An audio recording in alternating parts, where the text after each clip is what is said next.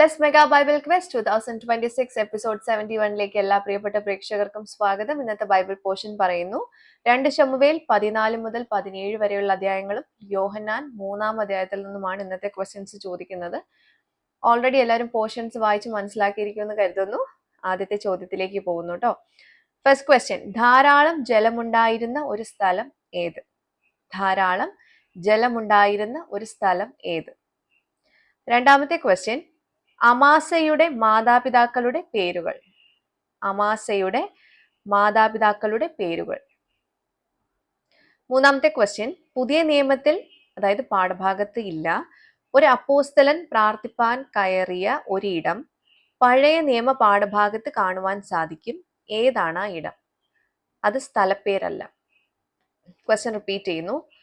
പുതിയ നിയമത്തിൽ പാഠഭാഗത്ത് ഇല്ല, ഒരു അപ്പോസ്തലൻ പ്രാർത്ഥിപ്പാൻ കയറിയ ഒരിടം പഴയ നിയമ പാഠഭാഗത്ത് കാണുവാൻ സാധിക്കും. ഏതാണ് ആ ഇടം? അത് സ്ഥലപ്പേരല്ല. നാലാമത്തെ ക്വസ്റ്റ്യൻ, അഹീഥോഫലിന്റെ നഗരം ഏത്? അഹീഥോഫലിന്റെ നഗരം ഏത്?